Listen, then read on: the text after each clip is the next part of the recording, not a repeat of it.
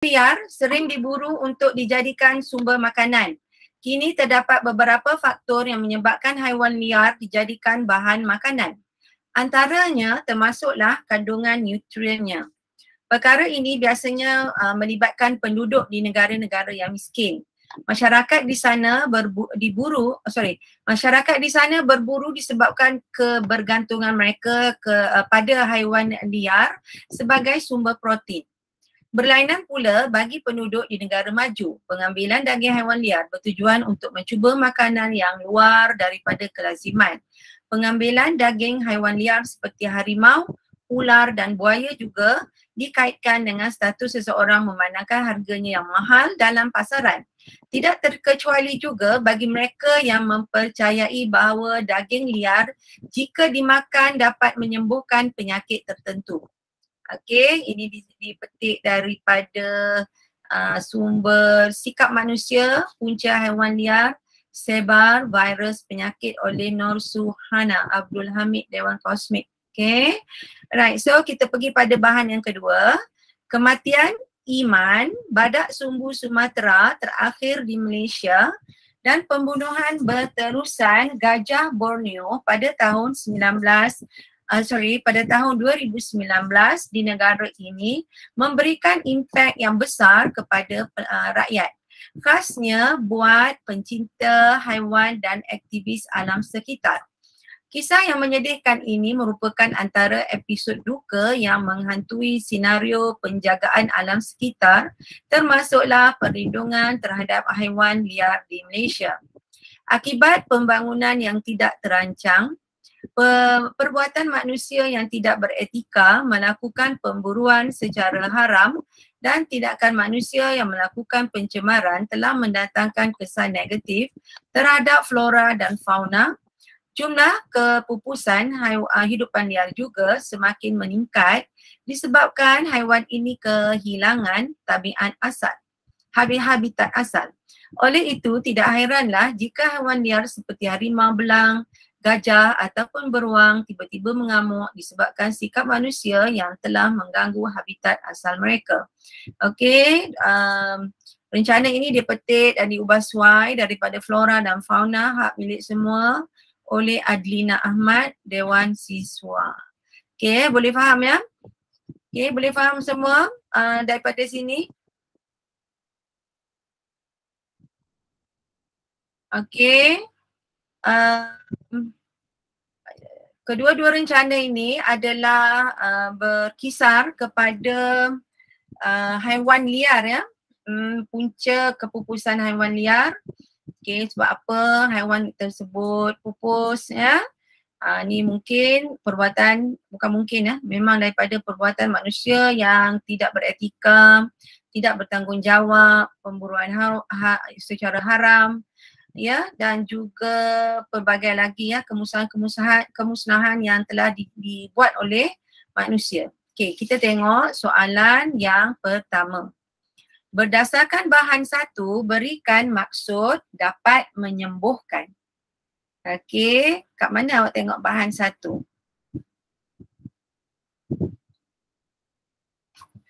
Bahan satu, dapat menyembuhkan.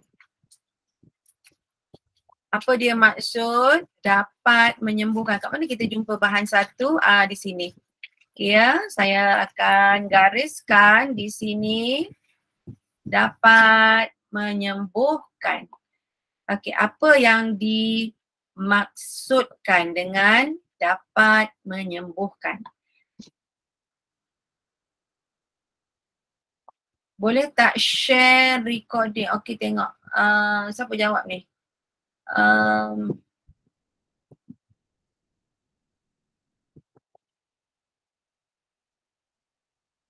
Cikgu nak tanya ada recording tak sebab saya tengah study, boleh tak share recording cikgu dalam grup? Okey, saya rasa ada dibuat recording, okey, dah akan dikeluarkan untuk semua subjek. Itu kita kena tunggu penyelia kepada tuition online ini ya. Okey, saya akan forwardkan permintaan pelajar ya. Okey, Lagi apa sini? Nur Habibah, boleh memulihkan. Oh, awak kata boleh memulihkan. Lagi ada tak jawapan lain? Okey, apa yang dimaksudkan sini? Okey, baca ayat atas Tidak terkecuali juga bagi mereka yang mempercayai bahawa daging haiwan liar jika dimakan dapat menyembuhkan penyakit tertentu. Okey, saya tengok memulihkan okey. Dapat menyembuhkan, memulihkan boleh. Alright. Bagus. Selain daripada memulihkan apa?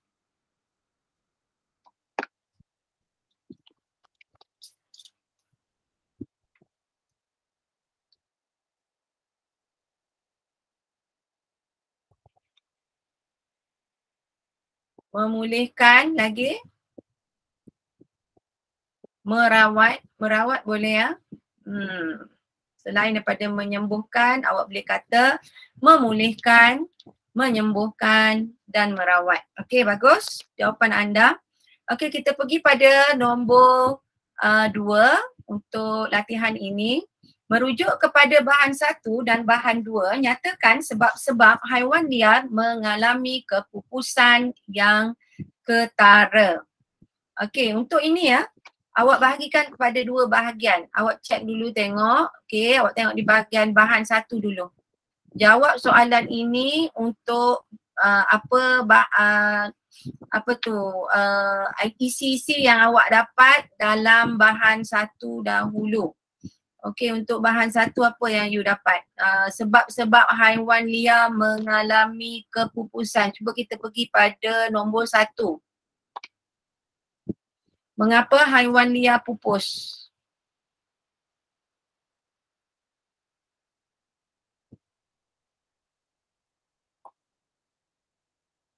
Okey, apa sebab haiwan liar pupus? Untuk bahan 1 dulu.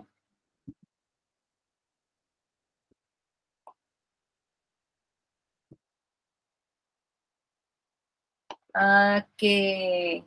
Apa jawapan kamu? Apa tu? Menyihatkan? Menyihatkan, menyembuhkan. Menyembuhkan bukan. It's not menyihatkan. Dia ada dua jawapan, iaitu memulihkan ataupun merawat. Okey? Okey. Mungkin menyihatkan tapi tak berapa tepat ya. Okey. So nombor 2, apa dia bahan 1?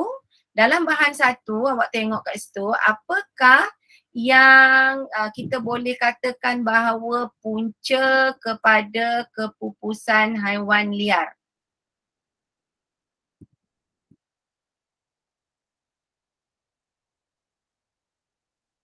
Okey, jawapan? Ada jawapan? Ada orang nak guna mic tak? Berapa orang kat sini? Ada lebih kurang 8 orang, ramai juga, 8 orang ya. Okey. Saya harap bertambah lagi lah.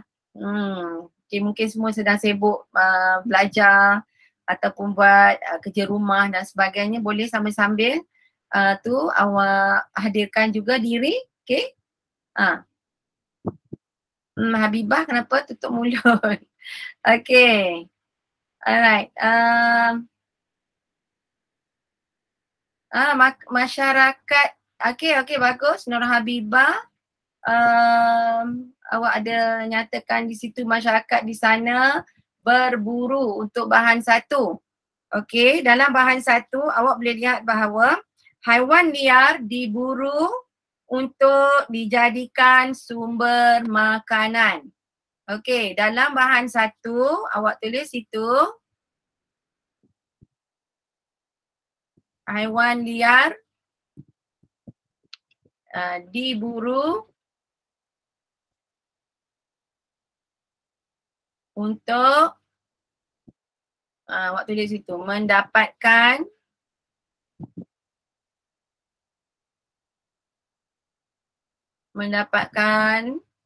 sumber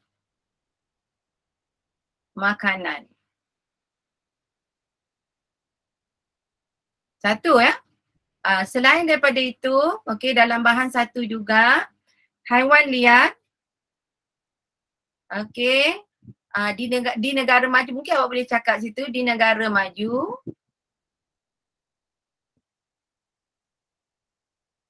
Okey, haiwan liar Okey, okey, di negara maju mereka ingin mencuba makanan luar daripada kelaziman. Okey, di negara maju. Okey, awak boleh tengok jawapan. Okey, saya gariskan, senang. Saya gariskan jawapan di sini ya. Okey, yang pertama awak boleh lihat masyarakat di sana, okey ini jawapan dia, berburu disebabkan kebergantungan mereka pada haiwan liar untuk mendapatkan sumber protein. Maknanya mereka berburu untuk mendapat makanan. Itu jawapan untuk bahan satu mengapa haiwan liar pupus. Yang kedua, awak boleh lihat okey di negara maju pengambilan haiwan liar bertujuan untuk apa dia? Mencuba makanan yang luar daripada kelaziman. Dia rasa macam hebat bila dia dapat makan benda-benda pelik. Ya. Makan benda-benda pelik, contoh makan apa dia? Dia makan reptilia dia makan reptilia, makan biawak, dia rasa hebat. Pelik sebab dia makan benda pelik ya. Ada yang pernah saya terbaca lama dah saya baca, dia makan otak kera. Ada juga. Otak kera tu dia makan fresh dia tebuk tu fresh, benda tu hidup lagi. Bila dia dapat makan benda pelik-pelik macam tu dia rasa hebat. Itu selain daripada ini macam dia makan reptilia, ada yang makan biawak, okey, ada makan katak. Tapi sebenarnya dan kelawar tapi sebenarnya kalau awak tengok, awak cek balik dalam Islam dia kita dilarang untuk makan makanan yang berkuku, bertaring dan bersisik. Cek balik dalam Islam kita dilarang memakan makanan yang berkuku, bersisik dan juga bertaring. Jadi benda-benda yang bersisik, bertaring, berkuku ni kebanyakannya ialah haiwan-haiwan yang dilarang oleh Islam ni lah. Yang kita tak boleh makan ni. Amphibia, reptilia, even kita tak boleh makan harimau sebab harimau berkuku dan bertaring. Kita tak boleh makan. Okay. Sebab apa dalam Islam ajar kita tak boleh makan? Sebab benda tu mengandungi virus yang boleh tersebar ke dalam ke dalam badan manusia juga. Sebab tu awak boleh tengok macam-macam virus pelik sekarang sebab mereka mungkin makan benda-benda yang dilarang oleh agama kita. Jadi agama kita larang tu ada sebab jangan ingat tak ada sebab. Okay, kita tak tahu sebab dia. 1400 tahun yang lepas dilarang tapi sekarang baru kita tahu. Okay, jadi banyak penyakit yang pelik-pelik timbul sekarang pernah satu masa penyakit daripada kelawar. Okay, virus daripada kelawar menjangkiti binatang dan juga manusia menyebabkan kematian. Okay, alright, so dalam bahan yang kedua, apakah dia menyebabkan kepupusan?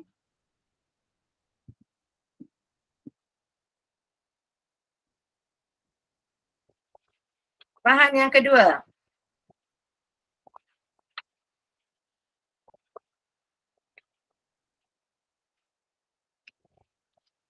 Okey, awak boleh lihat di sini saya underline kat sini pembunuhan berterusan haiwan-haiwan tersebut. Okey, lagi. Apa lagi?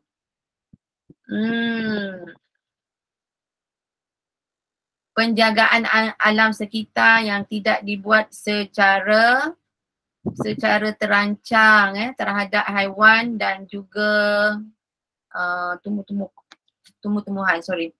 Ini akibat pembangunan tidak terancang ini Okey, yang ini. Perbuatan manusia yang tidak beretika, melakukan pemburuan secara haram. Ini sebab pupusnya haiwan tersebut. Dan juga tindakan manusia yang melakukan pencemaran telah mendatangkan kesan negatif terhadap flora dan fauna. Kalau boleh, masa awak jawab, jangan tiru sebiji, olah sikit awak punya ayat tu nampak macam original. Ada ambil idea daripada sini tetapi olah sikit lah. Boleh ya? Okey. Bagus. Ada lagi tak? So haiwan ini juga akan kehilangan habitat asal ya. Okey, itu dia jawapan dia ya. Untuk ini adalah yang saya tulis tadi, kebanyakannya adalah pada bahan yang pertama. So yang kedua tadi saya tak tulis tapi awak kena dapatkan jawapan anda daripada bahan yang kedua. Awak listkanlah tadi ya. Okay. Alright, seterusnya kita pergi pada soalan yang ketiga. Kepupusan haiwan liar yang semakin meruncing dan akan meninggalkan kesan jangka panjang terhadap flora dan fauna di Malaysia. Apakah pendapat anda, pada pendapat anda, apakah kesan-kesan tersebut? Kesan jangka panjang terhadap flora dan fauna di Malaysia. Tadi dia nak punca-punca berlakunya kepupusan haiwan. Sebab oleh apa? Dan di sini dia mahukan anda menjawab apakah kesan jangka panjang terhadap flora tu tumbuh-tumbuhan, dan fauna, binatang ataupun haiwan di Malaysia. Apakah kesannya? Kesan jangka panjang. Awak dapat dekat bahan yang mana tu awak tak dapat tahu je kesan jangka panjang. Ada tak?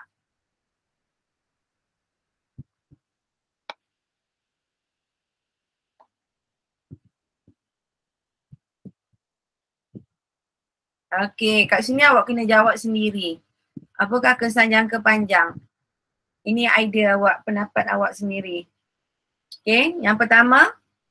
Okey, ini awak jawab soalan ini adalah soalan nombor 3 Roman ini. 3 Roman ini ya. Ini saya panggil Roman ya. Di nombor 3 dalam bentuk Roman. Apakah pada pendapat anda, apakah kesan-kesan jangka panjang ya daripada kepupusan haiwan terhadap flora dan fauna? Okey, awak boleh jawab apa-apa saja pendapat awak. So kalau awak tengok kat sini, markahnya ialah 3 markah, betul? Kalau nak selamat jawab 4. Mungkin ada antara salah 1, 3 jawab, daripada 3 jawapan tu mungkin ada salah. So awak cushion lah. Okay, standby je 1 jawapan lagi supaya harap-harap semuanya betul. Kalau mungkin awak jawab ngam-ngam je 3, mungkin salah satu salah, so tak ada backup. Betul? So, okey, awak boleh jawab apa? Okey, saya tengok jawapan kamu ya.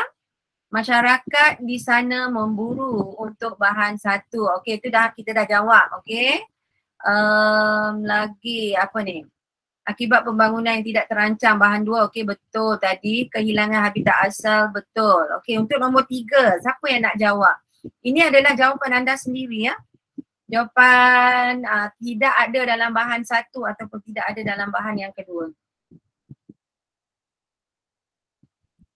Rasa-rasanya, kesannya, okey. Okey, Habibah jawab apa ni? Kehilangan habitat asal ni nombor berapa?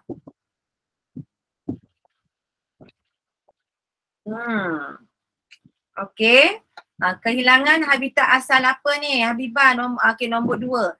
Habibah kena lebih khusus ya. Ayat tu biar jelas, komplit ataupun penuh ayat yang awak buat.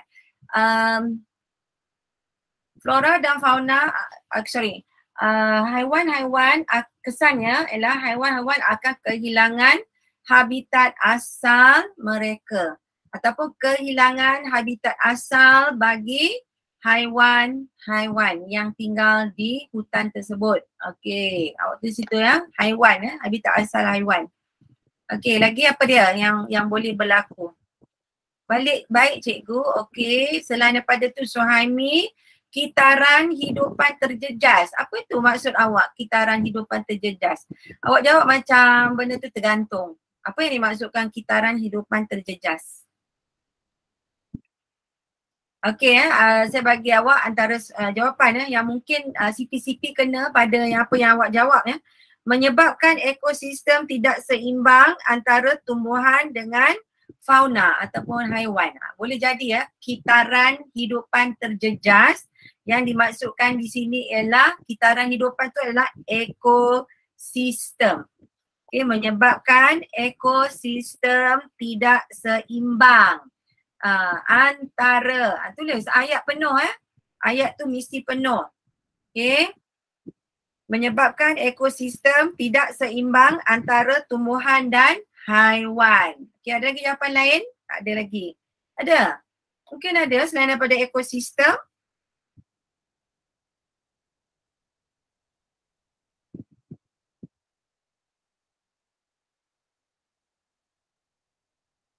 Tak tahu Okey, saya bagi jawapan yang okey, jawapan dia agak panjang untuk setiap satu ni. Okey, yang pertama, saya ulang balik tadi.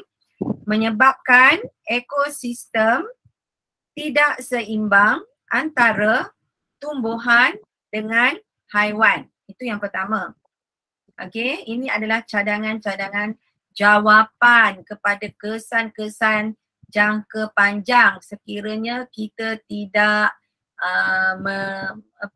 tidak prihatin kepada kepupusan haiwan liar ini. Kepupusan haiwan liar semakin meruncing dan meninggalkan kesan jangka panjang terhadap flora dan fauna di Malaysia. Kesan-kesan. Okey, nombor 2. Biodiversity terancam. Okey, terancam akibat kemusnahan hutan dan tiada pokok baharu yang tumbuh kerana ejen penyebar biji benih sudah pupus. Jadi dia kata kat sini biodiversity terancam akibat kemusnahan hutan. Ini antara kemusnahan flora dan fauna akan memberi kesan Tapi soalan dia pelik kepupusan haiwan liar semakin meruncing akan meninggalkan kesan jangka panjang terhadap flora dan fauna. Okey, apa sebenarnya tugas haiwan liar ini? Sebab kat sini dia highlight kepupusan haiwan liar menyebabkan kesan jangka panjang kepada flora dan fauna. Apa dia apa dia panggil apakah dia kepentingan haiwan liar terhadap flora dan fauna di Malaysia? Itu sebenarnya jawapan soalan dia. Maknanya bila pupus menyebabkan kesan pada flora dan fauna, so kita kena tahu apakah dia kebaikan haiwan liar kepada flora dan fauna. Bila tak ada haiwan liar ni, flora dan fauna akan terjejas. Okey, dari segi apa? Ini dia bagi tahu biodiversity terancam akibat kemusnahan hutan dan tiada pokok baru yang tumbuh kerana ejen penyebar biji benih sudah pupus. Maksudnya, boleh jadi kat sini, dia kata kat sini ejen biji benih sudah pupus. Siapa yang membantu untuk menyebarkan biji benih? Haiwan liar? Adakah begitu? Ada lagi satu. Kemusnahan ejen pendebungaan semula jadi akibat kepupusan haiwan liar. So maksud kat sini haiwan liar memberi kita panggil dalam bahasa Inggeris kita panggil contribution ataupun apa kita nak panggil. Dia memberi sumbangan. Okey, kita panggil sumbangan. Maknanya haiwan liar membantu ataupun menyumbang kepada proses penyebaran biji benih. Mungkin melekat dekat diorang punya bulu-bulu diorang kan, bulu dekat badan diorang tu. Ataupun haiwan-haiwan ini makan buah dan sebagainya. Lepas tu dia baling kat mana-mana, so buah tersebut tumbuh.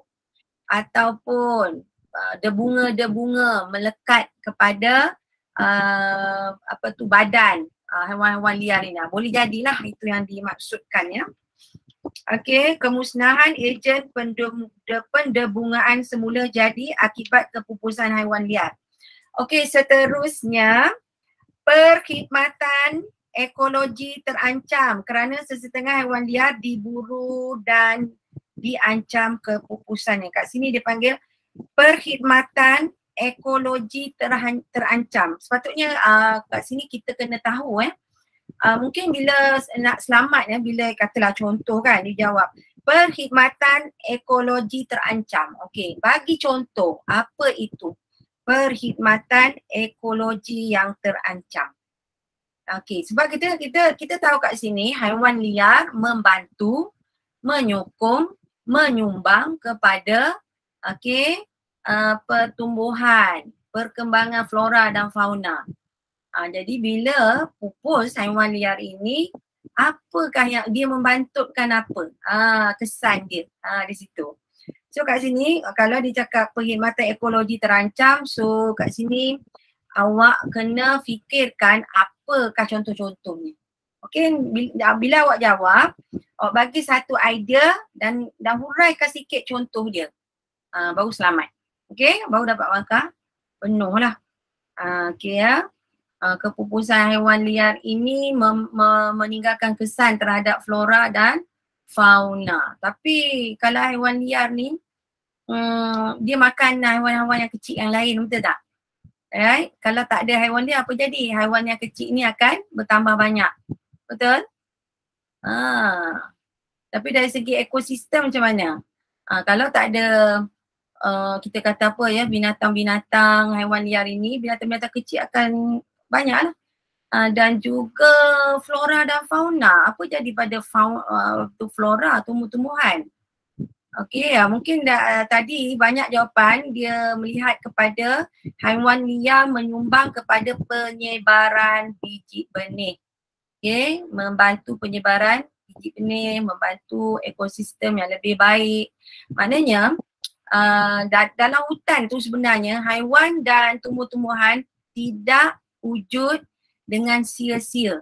Masing-masing mempunyai peranan mereka sendiri. Kita manusia pun ada peranan. Kita kena jaga alam sekitar, kita tak boleh merosakkan. Sama juga haiwan. Mereka mempunyai peranan, okey? Mereka makan tumbuh-tumbuhan tersebut, mungkin mereka membantu menyebarkan menyebarkan biji benih, pokok-pokok dan sebagainya. So setiap makhluk dalam dunia ini mempunyai peranan masing-masing. Boleh faham? Boleh faham semua? Faham? Kitaran hidup terjejas. Ini ya, Fahmi Suhaimi. Alright, so kita tengok pula kepada bahagian yang seterusnya. Kita ada 10 minit lagi, saya harap sempat. Okay. Alright. Kita tengok mana yang sempat lah ya. Okay. Okay, saya bacakan di sini ya. Bahan 1. Umumnya mengetahui bahawa kemudahan internet menarik perhatian masyarakat seantero dunia. Kenyataan ini diperkukuhkan lagi apabila terdapat 42 juta orang pengguna internet di Asia. Perkembangan teknologi internet ini telah meninggalkan impak yang besar kepada masyarakat sejagat. Tidak kira dari sudut negatif maupun positif. Internet merupakan faktor terpenting untuk mewujudkan masyarakat berilmu. Penggunaan internet yang pantas dan cepat juga menjadi pilihan masyarakat untuk menjengah maklumat terkini secara global dengan menggunakan hujung jari sahaja. Hal ini mendorong masyarakat untuk menggunakan internet bagi mengintensifkan inisiatif untuk mempromosikan perniagaan mereka. Dahsyat ni ya. Okey, so kalau awak tengok kat sini ya, perkataan mengintensifkan inisiatif. Sebenarnya mengintensifkan ini adalah bahasa Inggeris di bahasa Melayu kan. Inisiatif juga bahasa Inggeris juga. Nampak tu? Ini ada lagi satu perkataan, menjengah maklumat. Okey. So, bahan yang kedua, internet mendorong perkembangan media sosial yang menghubungkan jutaan pengguna melalui Facebook, Twitter, Instagram, YouTube dan blog. Lebih penting lagi, internet memudahkan pembangunan perniagaan dalam talian dan melahirkan usahawan, pembuat filem dan pencipta inovasi. Di beberapa buah negara maju, kira-kira 2/3 daripada jumlah perniagaan mempunyai laman web, manakala 1/3 daripada perusahaan kecil dan sederhana (TKS) menggunakan laman web secara meluas. Internet dapat dimanfaatkan sebagai platform untuk mengembangkan idea baharu serta memulakan perniagaan dan memajukan perniagaan sedia ada. Internet boleh membolehkan pencipta inovasi dan industri perniagaan dari rumah memulakan perniagaan dalam talian tanpa melibatkan kos yang tinggi. Okay, so soalan yang pertama.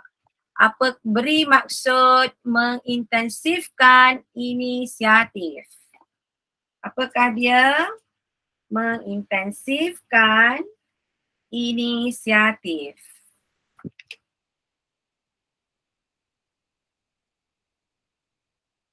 Apa jawapan kamu? Berdasarkan bahan satu, berikan maksud mengintensifkan inisiatif. Mengintensifkan tu maksud dia apa? Inisiatif tu maksud dia apa? Siapa tahu? Apa tu? Ini nombor berapa ni? Siapa jawab ni?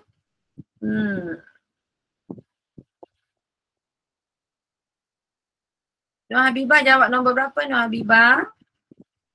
1 cikgu. Yang itu inisiatif tu. Apa tu? Apa? Tu.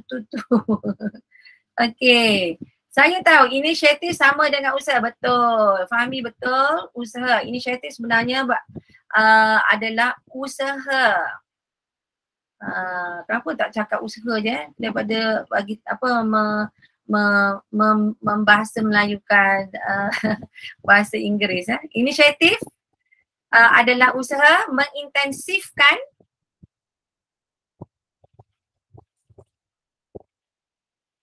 maksud mengintensifkan apa? Mengintensifkan. Boleh memperkuatkan. Boleh memperkuatkan, mempergiatkan, boleh?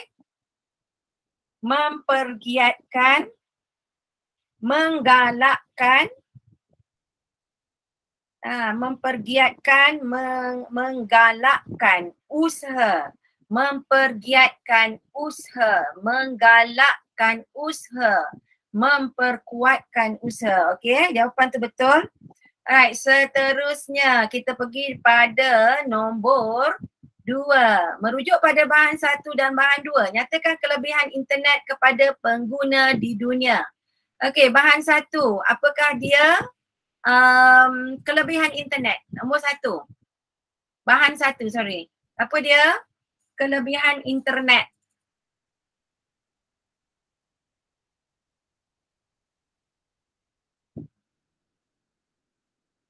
Apa kelebihan internet? Yang pertama, mewujudkan masyarakat berilmu. Ini nombor 1. Nombor 2, penggunaan internet pantas dan cepat. Internet yang pantas dan cepat membolehkan masyarakat menjengah maklumat terkini secara global. Menjengah maklumat maksudnya mendapatkan maklumat terkini secara global dengan menggunakan hujung jari sahaja. Itu kelebihan internet. Dan juga di sini internet digunakan untuk mempromosikan perniagaan. Mempromosikan, mengintensifkan usaha dan mempromosikan perniagaan. Okey, untuk bahan 2. Kelebihan internet apa untuk bahan yang kedua?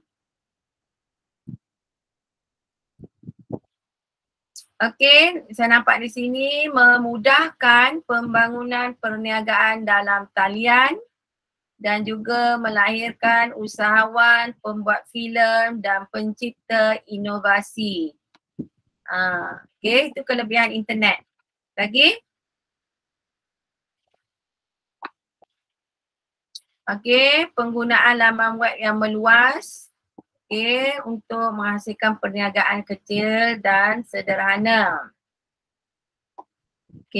Sebagai platform untuk mengembangkan idea baru. Memulakan perniagaan, pencipta inovasi dan industri dan sebagainya ya.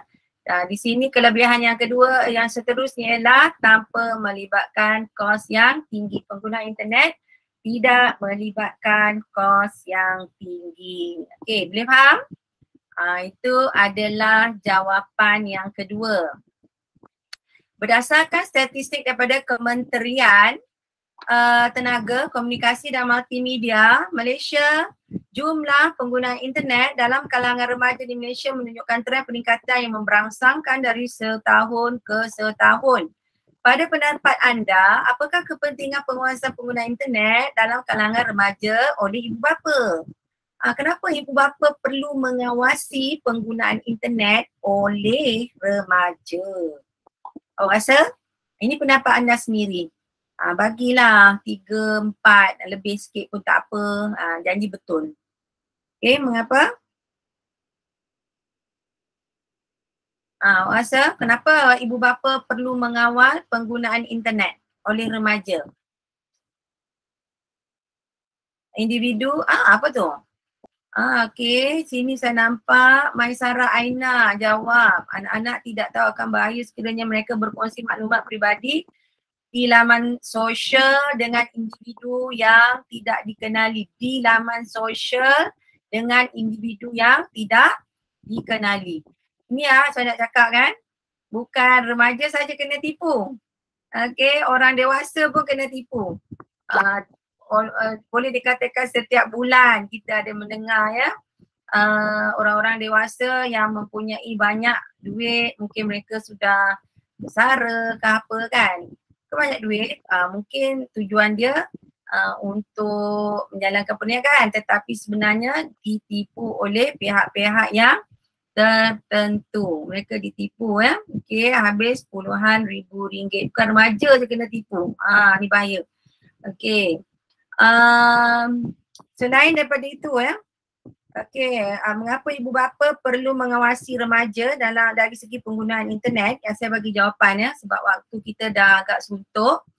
Okay, yang pertama, mengelakkan mereka daripada ketagihan internet akibat pengaruh permainan moden dalam gadget ataupun komputer.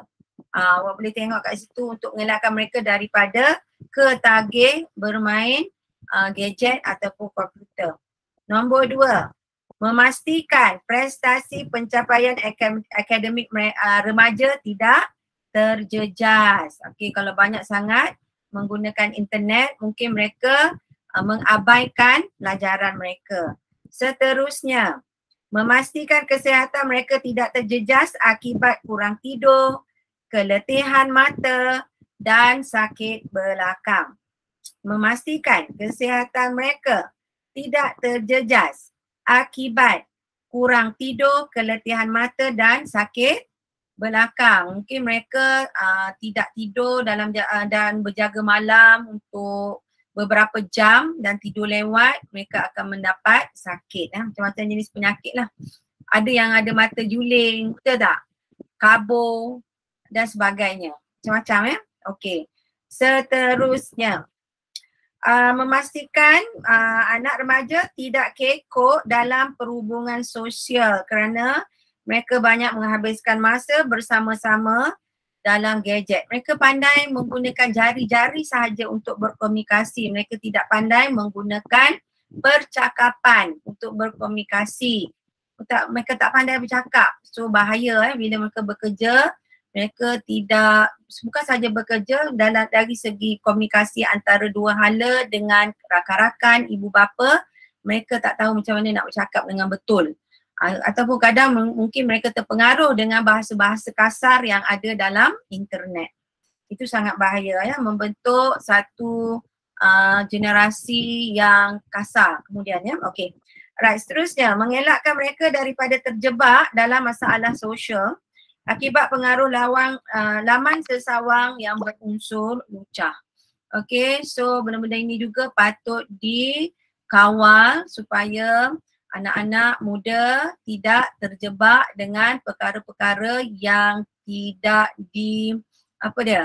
yang tidak digalakkan ataupun salah